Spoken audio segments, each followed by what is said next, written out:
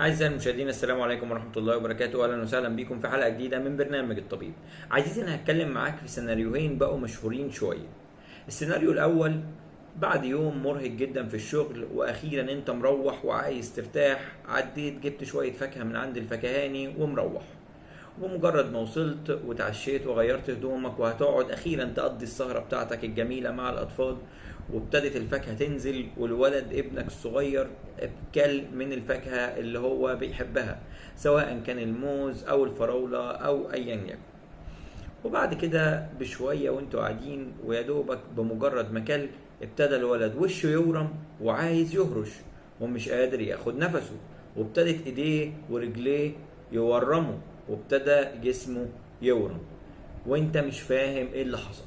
الولد كان لسه سليم والموضوع حصل فجأة.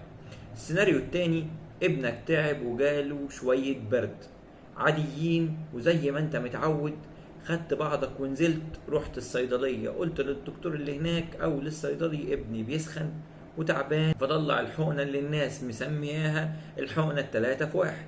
وبمجرد ما اداهاله الولد ابتدى وشه ينفخ ويحمر، وابتدت ايديه تنفخ، وابتدى الولد يبقى عايز يهرش وفي صعوبة في التنفس، وانت برضو زي السيناريو الاول مش فاهم ايه اللي حصل. طيب ايه اللي بيحصل؟ اللي بيحصل ده يا عزيزي حاجة بنسميها في الطب باسم الانافلاكتيك شوك. ايه هي الانافلاكتيك شوك دي؟ طيب يا طبيب انت عارف يعني ما اتكلمناش انجليزي، يعني كلمنا بالعربي كده عشان نفهم بس. الانافلاكتيك شوك ده يا عزيزي هي عبارة عن رد فعل تحسسي وعنيف تجاه مادة مسببة للحساسية، ولا قدر الله ممكن يوصل للوفاة. يا خراب يا طبيب، ابني ممكن يموت، ممكن يموت يا طبيب، طب الحقني طيب يا طبيب، الواد هيموت. ممكن يموت، ممكن يموت من موزة، ممكن يموت من فراولاية، ممكن يموت من الحقنة اللي هو ممكن يكون أخدها عشرات المرات قبل كده. يا عزيزي، رد الفعل دوت ممكن يؤدي للأسف في النهاية لوفاة ابنك لو ما تلحقش وما تصرفناش معاه صح. انت دلوقتي هتسألني وتقولي: في حساسية بتموت يا طبيب؟ يعني هل في حساسية فعلا بتموت بالسرعة دي واحنا قاعدين من غير اي حاجة؟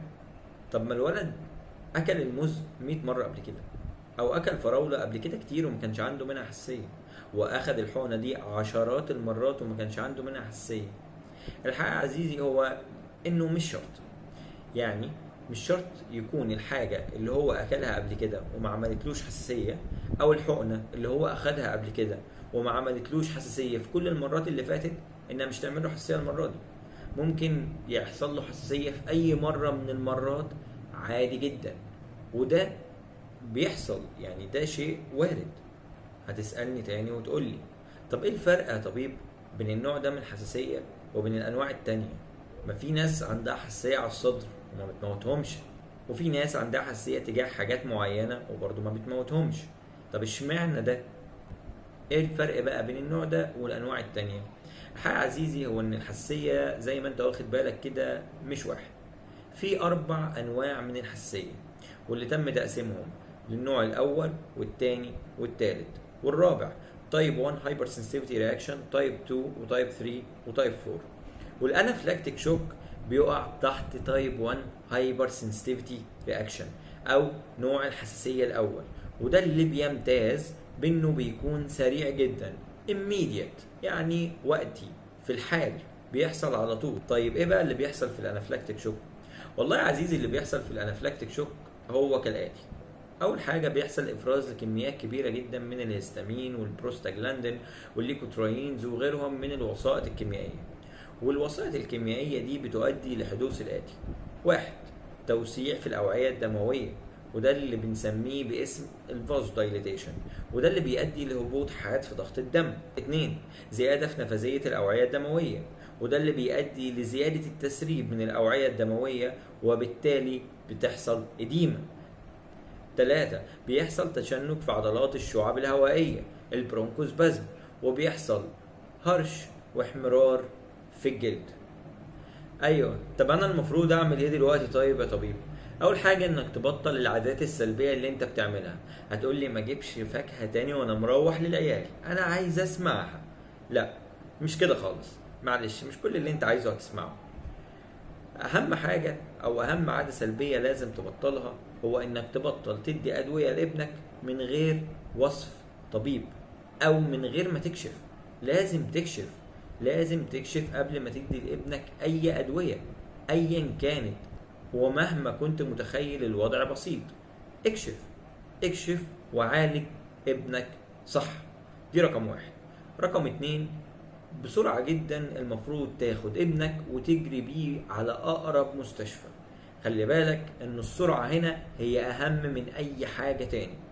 ومجرد ما توصل بيه المستشفى قول لهم إن هو عنده أنافلاكتيك شوك أو خد حقنة وجاله حساسية، وهم سريعا جدا هيتعاملوا معاه.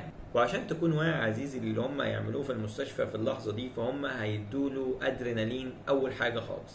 الأدرينالين في الحالة دي هو لايف سيفنج، يعني هيحافظ على حياة الابن حرفيا.